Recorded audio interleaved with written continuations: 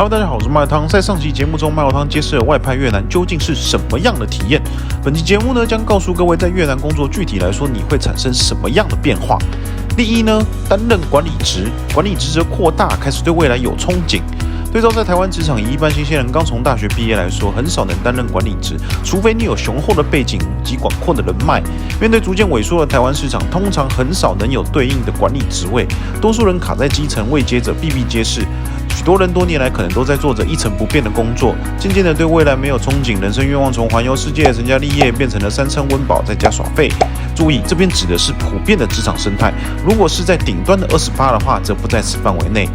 而相较于越南呢，一入场可能就是培训干部，但会在1年后就会转正，渐渐开始接手专案，并开始跨部门沟通，与当地人作业。驾轻就熟后，便会开始担任管理职。依照不同的单位有相对应的人数，以协商场务来说的话，少则数十人，多则数百人。你开始会运用书上所学的管理、激励、领导技巧，而不再只是纸上谈兵。看到管理的文章呢，会按赞转发，追现代剧追到一半会心有戚戚焉。然而最重要的是，你开始看到未来了。这就是要我们讲到我们的第2点，开始经营副业或者是投资。俗话说呢，站在风口上，猪也能够飞。一般在发展中的国家都可以看到这样的现象。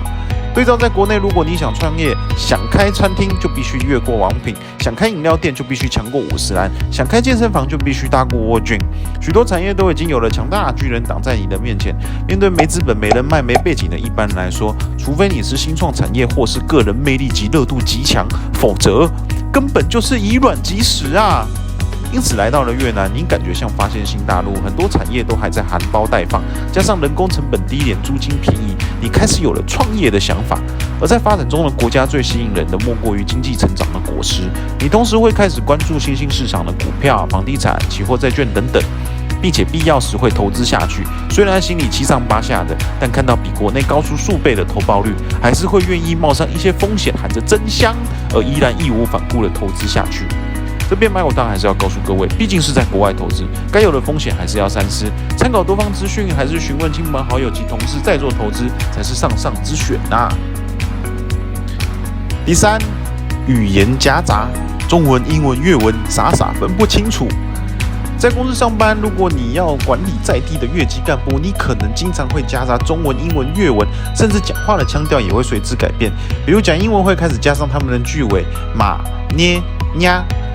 而且尾音会上扬，渐渐的你会开始制成一个工作用的越南语，干部和你呢形成了相对应的默契，开始渐渐明白你的台式粤语，面对工作的默契呢也会越来越契合。然而呢，在当你自满于自己的越南话越来越熟练的时候，殊不知到外面才发现，一大票的越南人还是听不懂你在说什么呢。归咎其原因，往往是因为我们是外国人关系，很多时候咬字或是用语及文法不一定道地，但是基本上只要持续运用当地的语言沟通，长久下来还是能够潜移默化的。第4，时间及人生规划。而随着工时变长，你开始会想要管理自己有限的时间，也开始会逐渐注重自己的健康，因此呢，便会着重于时间的规划，比如运动健身自我进修或者是维系人际关系等等。前《时代》杂志专栏作家 Jessica Stillman 曾说过，人生的5大件事情中，其实只能选择3件事，将其做到尽善尽美。这5大件事情呢，分别便是工作、睡眠、家庭、健康以及人脉。你若想要工作顺利、维持身材、广结善缘，你可能就要牺牲你的睡眠以及和家庭相处的时间。反之呢，若你想要睡眠充足、陪家人出游、维持你的身材，那可能就无法将工作做到完美，以及去培养自己的人脉。盖因很少有人能够全部做到完美，因为每个人的时间及精力都是有限的，你必须有所取舍。而在外派后呢，你会接触到许多与国内生长背景截然不同的人事物，开始会思索自己想要什么，未来想要成为什么样的人，更甚者会想要改变些什么，自然而然的就会拼凑出属于自己的人生观。第5点，能够归零学习及虚心向在地人学习。刚到公司，除了你是外国人之外，其实许多资深在地员工都比你更了解这间公司的运作及美感。因此，如果认为自己是外国人且挂着主管职就可以摆架子的话，就大错特错了。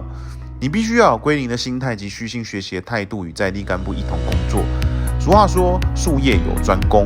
在国内呢，即使面对公司的前辈，我们也会不耻下问，虚心学习。你可能会说，茂堂，你讲的这些我当然知道啊，这基本道理谁不懂啊？但正是这么简单的道理，往往有许多人都会先入为主，什么事情都用台湾的角度去思考和判断。所以，请将您的心灵清空，从零开始，虚心的学习以及了解越南的每一件人事物，这样才能帮助你在职场上风生水起。